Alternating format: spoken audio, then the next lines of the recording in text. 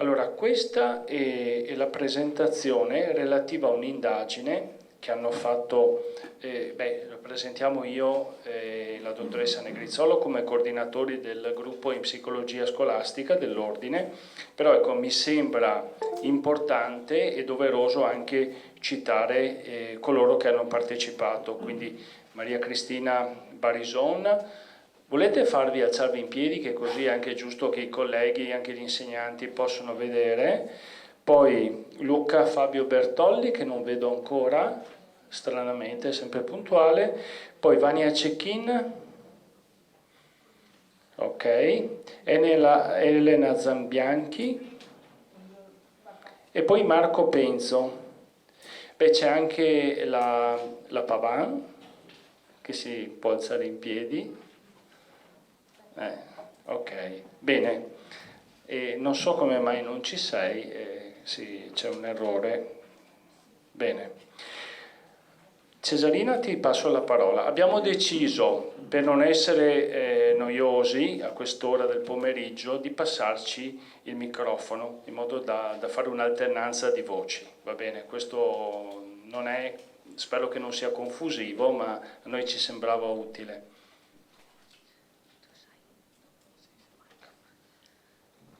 Allora, innanzitutto buongiorno e grazie per la vostra presenza. Facciamo una piccola introduzione all'indagine che abbiamo effettuato.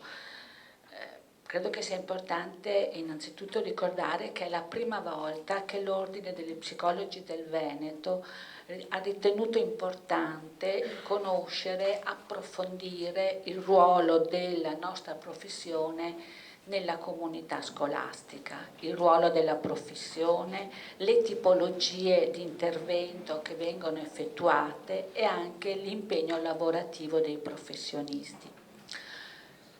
Per effettuare questa indagine abbiamo il gruppo di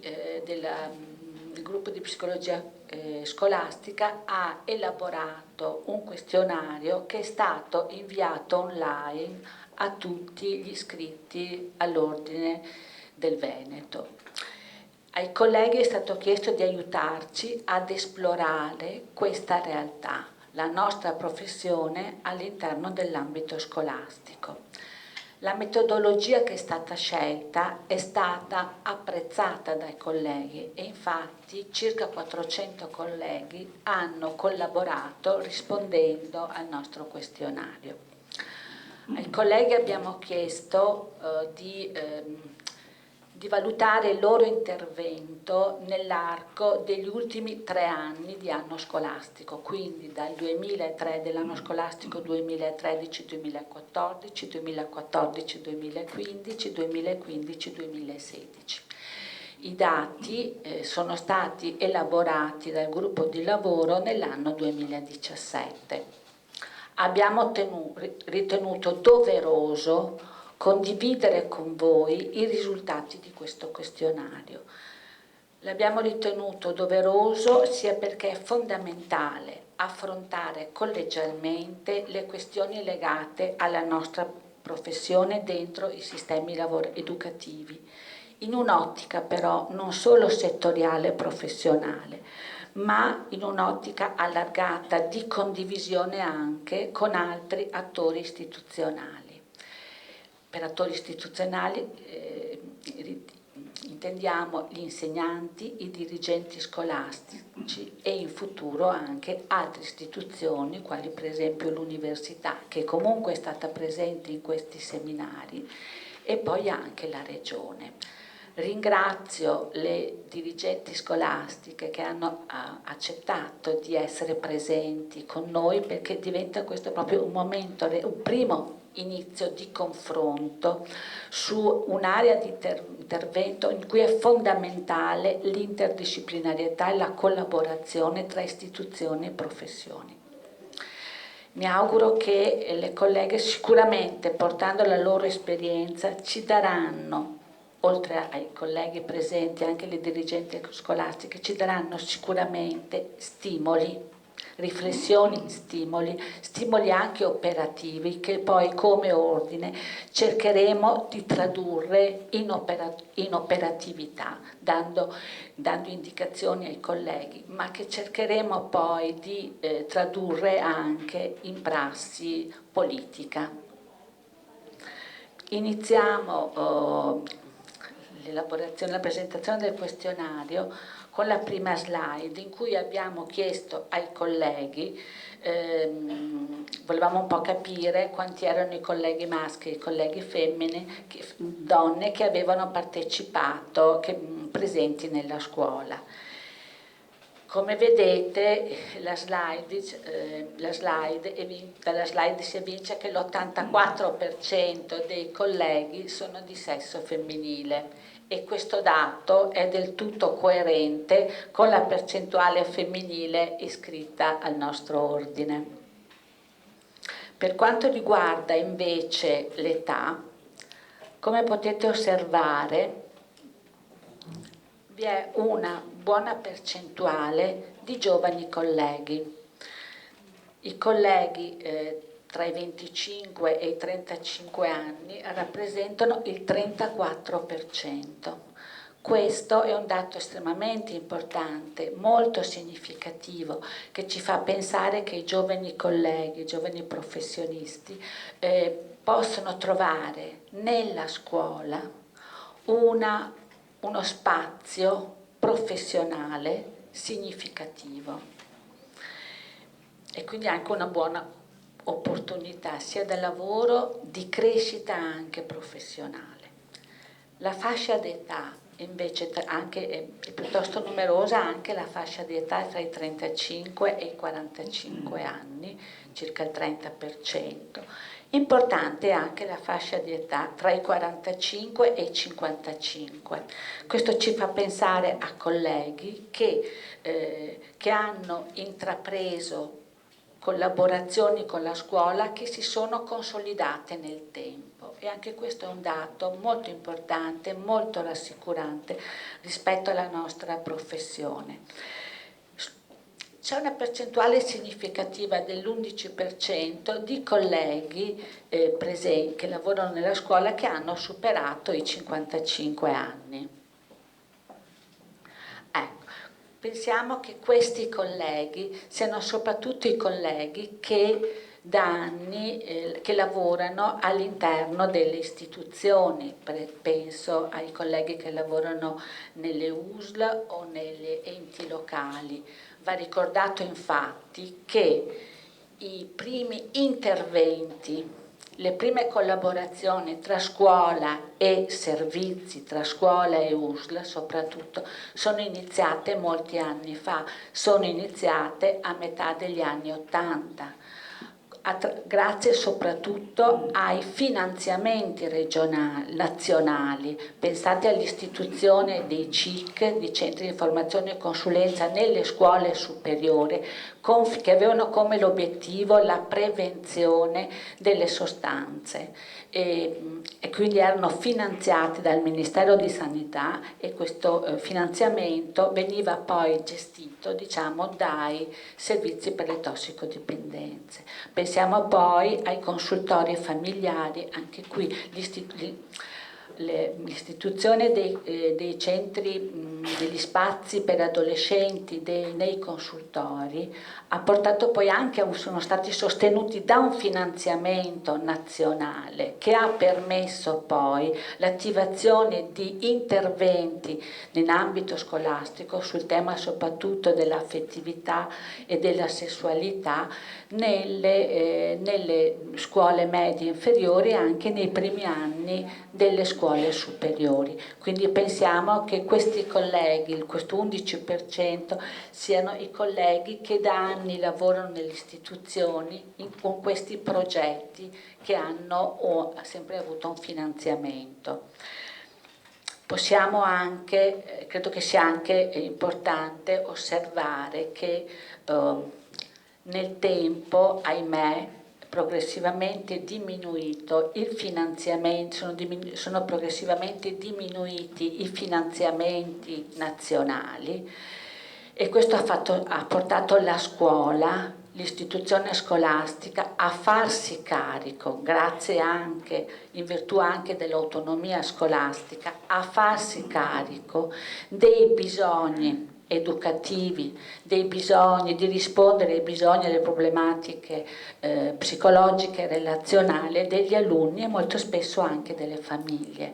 Infatti l'aumento e la presenza di colleghi giovani, diciamo così, sono certamente legate ai finanziamenti, all'autonomia della scuola e all'investimento delle scuole in progettualità per gli alunni e per le loro famiglie.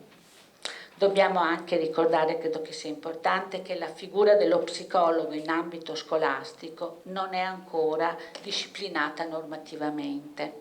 Attualmente i dirigenti scolastici possono avvalersi di personale sia interno che esterno in relazione a precisi progetti e alle loro disponibilità economiche.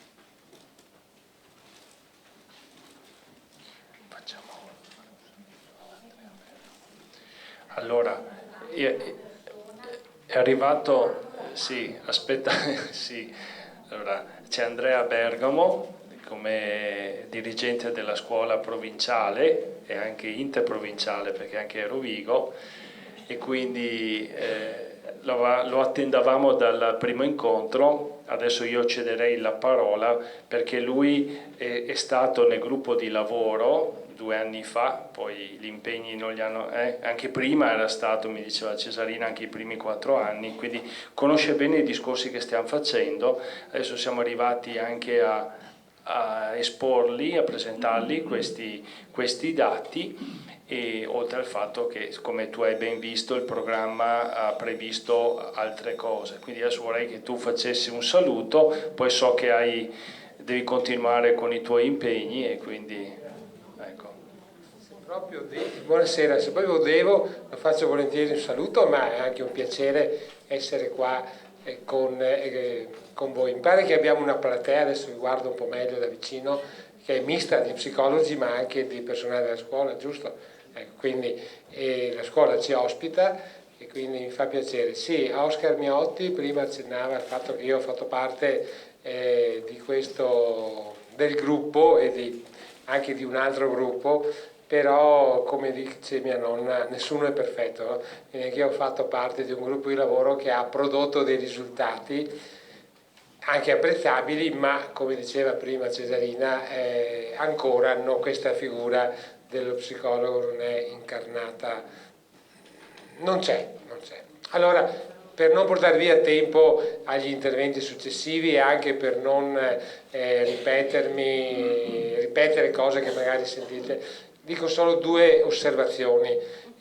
Una la rivolgo agli psicologi presenti e una la rivolgo agli insegnanti presenti, dirigenti presenti. Poi che qualcuno sia anche l'uno e l'altro, questo è poco importante. Allora, lo dico prima agli psicologi presenti, che è proprio una cosa che ho detto come dire, varie volte all'ordine, alle persone che io conosco. Attenzione, prendetelo con le pinze, ecco, attenzione a quello che si scrive verso la scuola in favore dei vostri clienti, chiamiamoli così, soggetti che voi seguite, perché io ho letto in passato, e ancora leggo qualcosa, alcune certificazioni, ma non la certificazione quella che fa l'azienda sanitaria, delle dichiarazioni, delle relazioni fatte da professionisti che se le faceva mio nipotino di 9 anni, erano fatte meglio. Cosa significa questo? Attenzione, cioè, ecco, ovviamente non è che posso dire a te, a lui, quell'altro che lavorate male, non mi permetto, però se vogliamo che il lavoro dello psicologo sia apprezzato per quello che è ed entri nelle scuole, usiamo bene gli strumenti che abbiamo e anche le relazioni che si scrivono devono essere scritte come Dio comanda. Adesso, per carità, io non so se c'è qualcuno che insegna a scrivere le relazioni, però nell'ordine del Consiglio si è parlato spesso che a volte alcune relazioni screditano la professione. Ecco, questo, ma pensate, cioè, ecco, non è un'accusa, non è un'osservazione, poi potreste dirmi vieni quei casi alla mano, non è il mio compito, però quelle che abbiamo letto non aiutano la causa dell'inserimento dello psicologo all'interno della scuola. Il problema dell'inserimento dello psicologo all'interno della scuola è un problema atavico, è molto vecchio. Io credo, anche qui nessuno è perfetto, di essere tra i primi laureati in psicologia, poi mi sono riscattato perché ho fatto un'altra laurea, tra i primi laureati in psicologia in Italia e quando sono laureato nel 75, ormai sono vecchio, quando eravamo in facoltà già si parlava dell'inserimento dello psicologo nelle comunità scolastiche. 1975, quindi sono passati tantissimi anni. Io ricordo un periodo famoso perché è stato forte, tra la fine degli anni, metà anni 90, dove c'erano in Parlamento, credo, non vorrei sbagliare, 14-15 progetti di legge per l'inserimento dello psicologo nelle scuole. Ovviamente non se ne è fatto uno, ma capite, una stagione molto forte dove insomma, il progetto di legge non è legge, ma è sempre qualcosa che può avere un futuro. Ecco, questo da un punto di vista così di storia, ecco, che mi sento di dire, però attenzione, qualifichiamo il nostro servizio e quando si scrivono relazioni credo che valga la pena di scriverle in un certo modo. E dall'altra parte consentitemi anche ai colleghi insegnanti e dirigenti, non diamo al servizio di psicologia questo potere taumaturgico che abbiamo ecco, mi chiamano ma non... Vabbè, aspettiamo. Questo potere taumaturgico di dire ho un problema che si chiama Francesco, Maria, Andrea, Giovanni, eccetera, e questo è il problema e tu lo devi risolvere. Lo dico sempre agli insegnanti, attenzione, lo psicologo è qualcuno che vi aiuta a fare chiarezza, che vi aiuta a capire, che vi aiuta anche a trovare soluzioni, ma non può essere la persona a cui voi delegate i vostri problemi interni, parlo di problemi dal punto di vista di ragazzi, di bambini e di studenti, e poi si spera che questo abbia la bacchetta magica. Non funziona così, cioè credo che anche dagli questionari sia emerso, ci vuole un lavoro di sinergia. Ecco, forse è scontato, ma non è scontato nella misura in cui noi dobbiamo imparare a far dialogare due figure che per il momento sono di natura diversa, contrattualistica,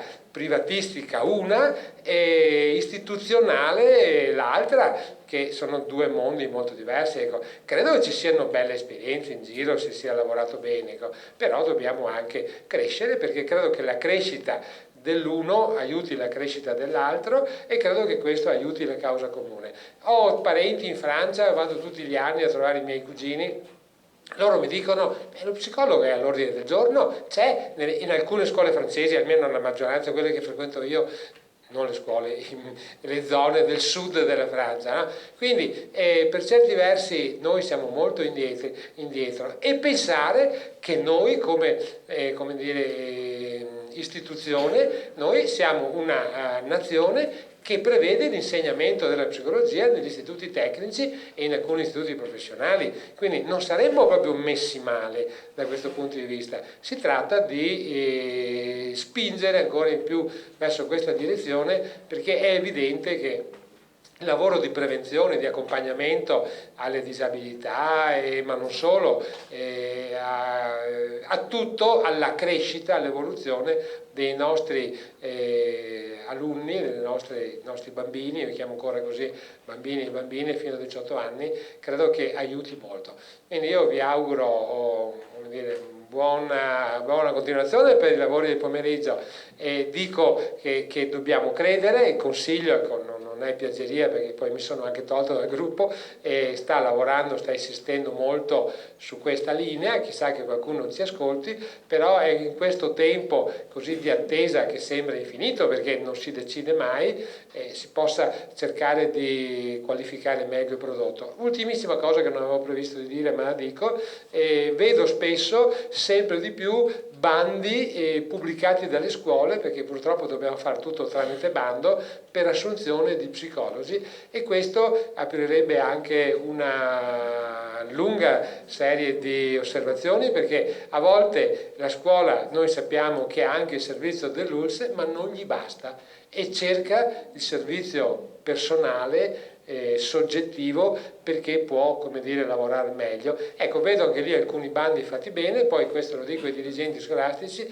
se come criterio di selezione mettete l'offerta a ribasso, è la fine, cioè la fine, perché allora uno psicologo che lavora a 12 euro l'ora lo trovi sempre, però se va a fare un altro mestiere con tanta dignità, secondo me guadagna lo stesso. Non dico che è meglio, perché ognuno fa la sua scelta. Diciamo che è una stagione di evoluzione, è una stagione di anche di osservazione, di capire come si muove il territorio. Il territorio non sta fermo, lo Stato non dà il servizio, le scuole se lo cercano, e fanno così anche su tantissime altre cose.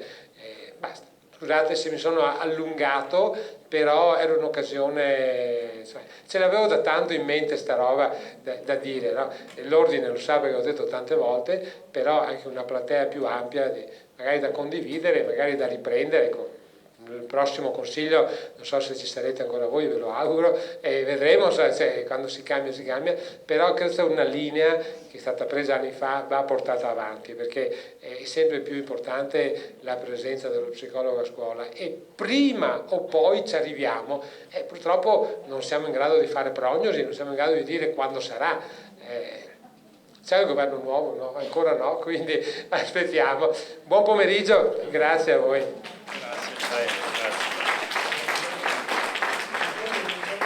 Sì, grazie veramente anche dell'intervento. Le tue parole sono state riprese e verranno anche divulgate, quindi le usiamo non contro ma a favore. Bene, allora continuiamo. Allora, abbiamo visto il sesso. Ecco, il tipo di formazione. C'è da dire che gli psicologi che vanno a scuola hanno sempre di più una formazione qualificata, quindi hanno la laurea, sono a volte psicoterapeuti.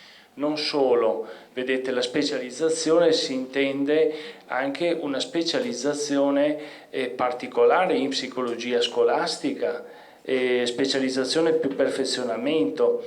Quindi di solito con la specializzazione si intende la specializzazione in psicoterapia, quindi sono psicoterapeuti, sono magari specializzati in psicologia scolastica, hanno il corso sui DSA, per esempio sui disturbi dell'apprendimento, e adesso addirittura sulla storytelling, sentivo altri colleghi che va molto di moda, quindi un'alta specializzazione dei colleghi. Tipologie di scuole. Quali sono le scuole che vengono interessate? È questa?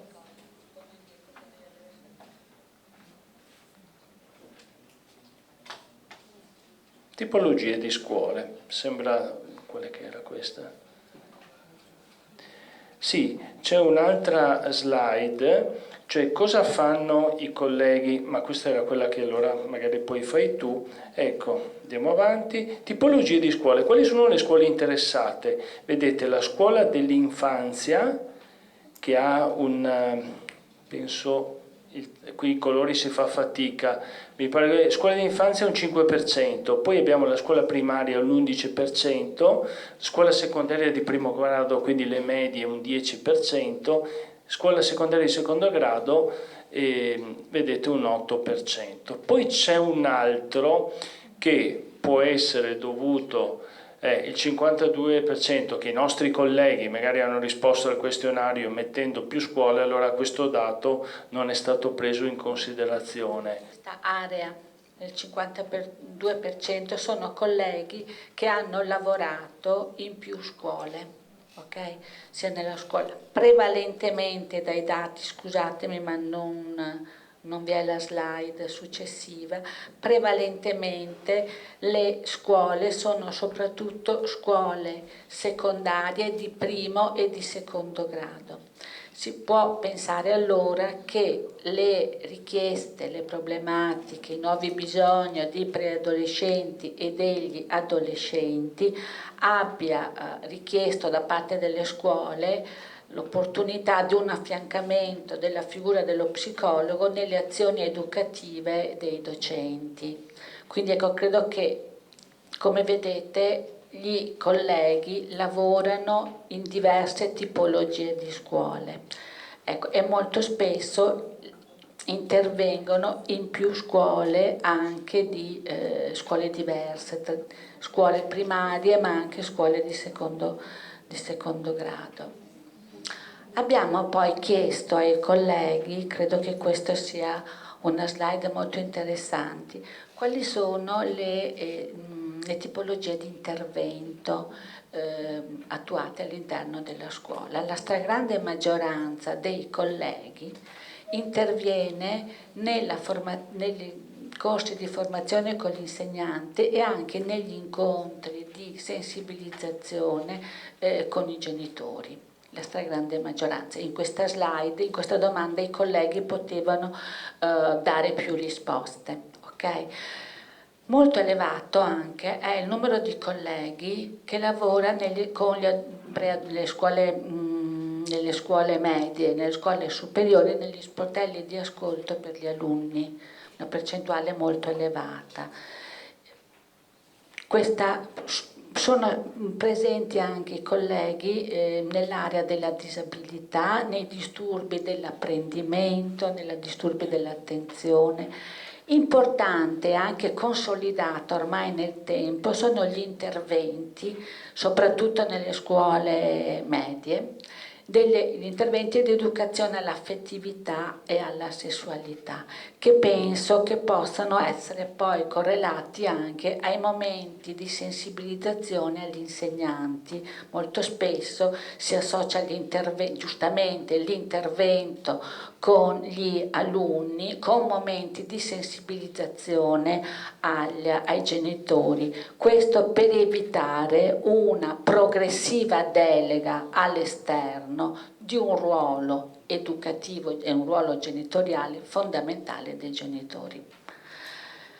Ecco, importante e significativo è anche l'intervento dei colleghi nelle difficoltà di apprendimento, sulle problematiche relative al bullismo e al cyberbullismo, che in questo momento direi che è una problematica molto importante, in continua emergenza e con una grossa risonanza mediatica.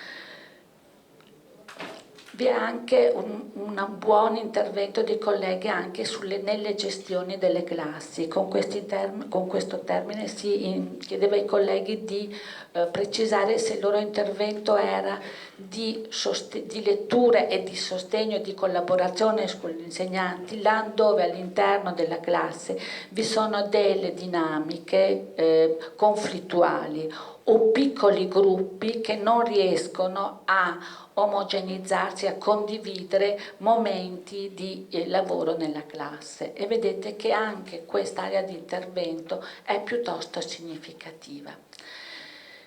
Diminuisce l'intervento dei colleghi, diciamo così, sui comportamenti sociali a rischio nell'orientamento scolastico e nella formazione per gli studenti. Pensiamo che questa minore presenza sia legata al fatto che su queste aree di interventi sono presenti da molti anni ed è ormai consuetudine interventi da parte delle istituzioni, dell'USL o di altre associazioni del territorio.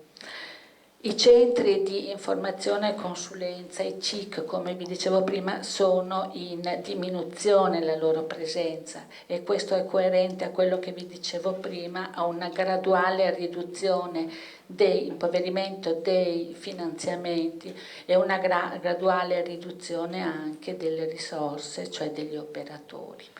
Quindi molto spesso i colleghi, lo spazio ascolto è attivato anche nelle scuole superiori come supporto, direi così, e integrazione ai centri, ai CIC.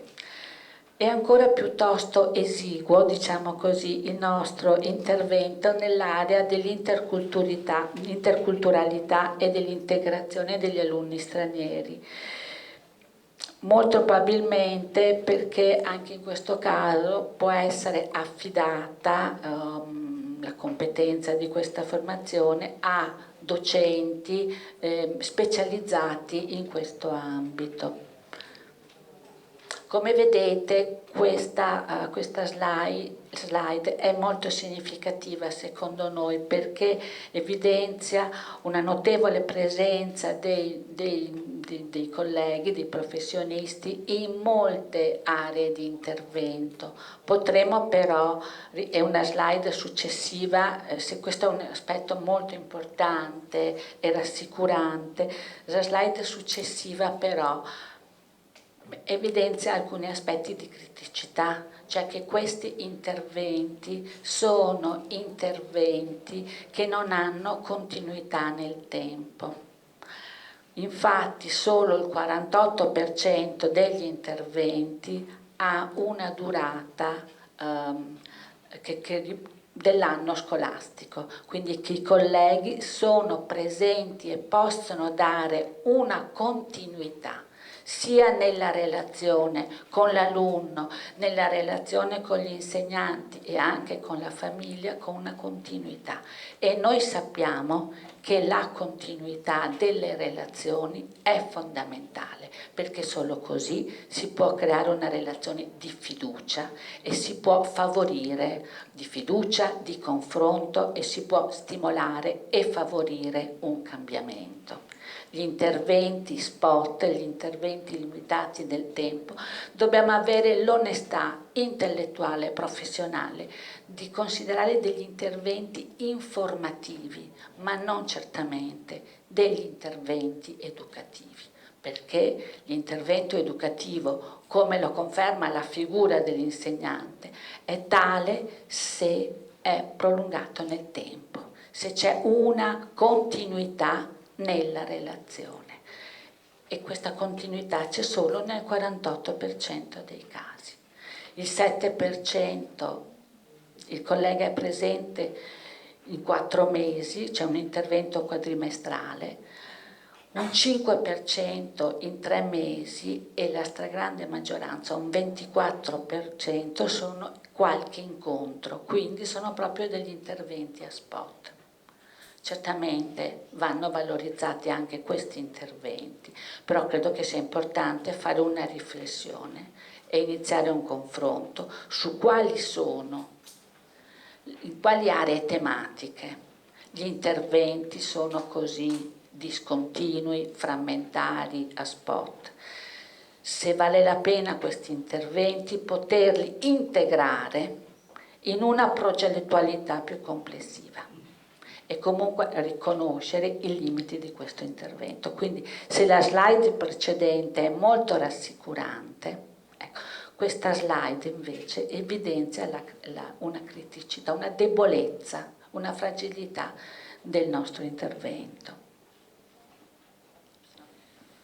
Allora, per quanto riguarda i tempi, ecco, qual è l'impiego lavorativo per ogni psicologo, quanto la scuola ricalca nell'impegno quotidiano, cioè nell'impegno del lavorativo. Allora, vedete, il 51% non ha risposto, come per dire non sa quanto tempo dedica alla scuola, sembra strano, o meglio non risponde, oppure risponde a più, dice sì, e mette percentuali che non sono precise. Allora, meno del 25%, quindi colleghi che lavorano molto poco a scuola.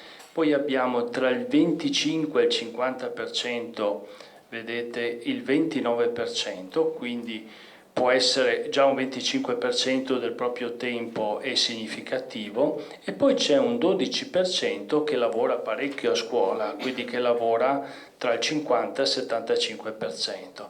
Allora noi abbiamo avuto l'impressione che ci sono colleghi, molti colleghi che lavorano nella scuola, di cui a volte non si sa molto, che impiegano anche un tempo considerevole, perché adesso se voi mettete insieme quelli dal 25 al 50 e quelli dal 50 al 65, è una bella fetta di colleghi che lavorano un tempo significativo.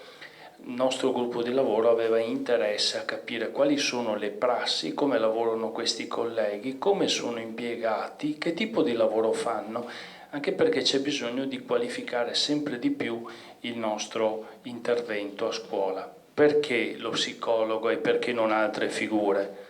Prima ci provocava il provveditore, no? Diceva se voi fate cose di qualità è giusto che stiate dentro, se non fate cose di qualità non ha senso avere uno psicologo. Allora, sugli strumenti di valutazione, ok, tocca a te. Allora, abbiamo chiesto ai colleghi se gli interventi da loro che strumenti di valutazione del proprio intervento utilizzavano. Vedete che circa il 66% dei colleghi afferma di utilizzare più strumenti di valutazione, e questo ci pare molto importante. Il 6% utilizza l'osservazione, un 3% usa altri strumenti che possono essere, da quello che abbiamo capito, dei test. Il 15% usa dei questionari a fine dell'intervento. Un 10% utilizza come strumento di valutazione la verifica di gruppo. Noi riteniamo, ecco, la cosa importante è che i colleghi utilizzano uno o più strumenti per valutare il proprio intervento, sia che l'intervento sia stato fatto con gli insegnanti, con i genitori o con gli alunni. Il tema lo strumento della valutazione degli interventi è davvero un tema molto importante, non solo per la nostra professione, ma per tante professioni. E noi come psicologi siamo un po', tra virgolette, in ritardo, almeno in alcuni ambiti di intervento. Abbiamo a volte sottovalutato l'importanza della valutazione dell'efficacia dei nostri interventi. È importante invece che iniziamo come ordine e come professionisti a riflettere su questo e ritenere fondamentale la misurazione dell'efficacia degli interventi, sia degli interventi clinici che degli interventi di prevenzione, che gli interventi preventivi. L'ordine si farà promotore di sviluppare la cultura della valutazione degli esiti dell'intervento e sarà uno dei temi di lavoro, direi, delle aree di lavoro del gruppo di psicologia scolastica. Io credo che sia importante valorizzare che in questi anni la nostra comunità professionale che lavora nella scuola è stata davvero molto, come può dire, molto creativa, perché se penso alla mia esperienza, no, anni fa non vi era una bibliografia degli strumenti nel momento in cui si lavorava nella scuola. Sto pensando, non vi erano strumenti di valutazione rispetto all'affettività, interventi sull'affettività e la sessualità. E abbiamo fatto un gran lavoro, siamo stati anche molto creativi, sia nel pensare ai progetti, agli interventi, alla collaborazione con gli insegnanti, quindi agli obiettivi dell'intervento, alla metodologia, l'importanza dell'interdisciplinarietà, e anche siamo stati bravi a pensare, a costruire degli strumenti di valutazione. È il momento adesso che riusciamo in qualche modo a mettere insieme, no, gli strumenti utilizzati e fare una riflessione su quelli che possono essere gli strumenti più opportuni per alcune tipologie di intervento. Ed è questo un bisogno che come ordine sentiamo molto forte e chiediamo la vostra collaborazione su questo. Allora, le possibili aree da migliorare e la coerenza tra incarico e richieste. Sembra che viene chiesto di fare qualcosa e poi magari l'incarico prevede qualcos'altro. Ecco, questo è quello che è stato, però vedete ha un'incidenza dell'8%.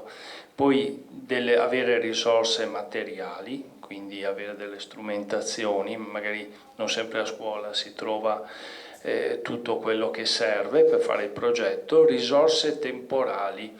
Per esempio, quando io faccio il questionario di gradimento, i ragazzini dicono sempre avremo bisogno di un po' più di tempo. Adesso non so se perché gradiscono l'intervento, me lo auspico, non vorrei che fosse in alternativa magari alla didattica solo. Poi altro, vedete, più risposte. Sì, ci sembra, ci sono alcuni aspetti, la coerenza tra incarico e richieste. Ecco, mi sembra che questo 8% che porta a questo disagio vorremmo anche approfondire, magari se i presidi ci rispondono potremmo capire un po' di più questa faccenda. Le risorse temporali, magari laddove il progetto effettivamente non ha quella durata di cui diceva prima la dottoressa Negrizzolo e quindi non ha tempo di creare una relazione, specialmente, non so, avere uno spazio d'ascolto che continua nel tempo è importante. Ok? Allora, noi abbiamo fatto una selezione di tutto quello che dovevamo dire perché era molto di più, però dobbiamo anche adesso attenerci ai tempi, perché poi abbiamo un vincolo che è quello del buffet, che voi sapete, perché chi lo prepara anche deve andare via a un certo punto. Allora, che dire in conclusione?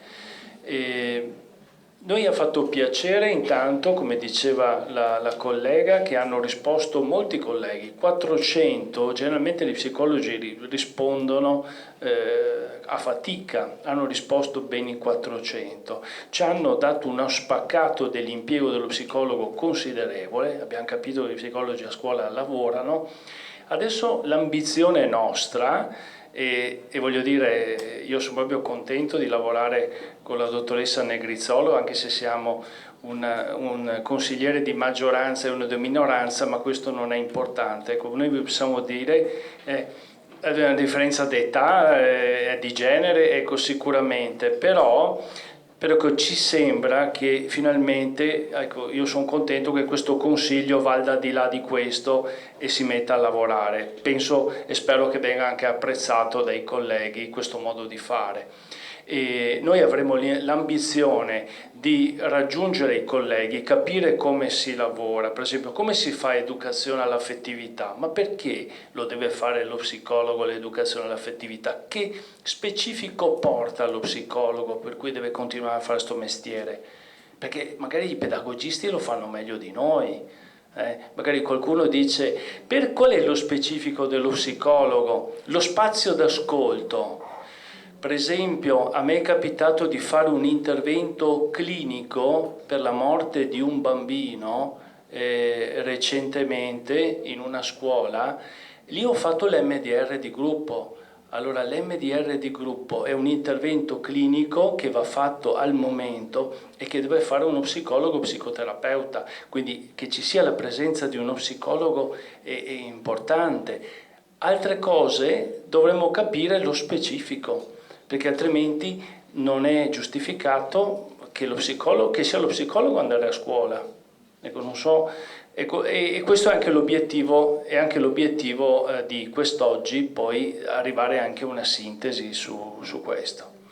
Lascio la parola per la conclusione. Ma io penso che la conclusione la possiamo tirare dopo.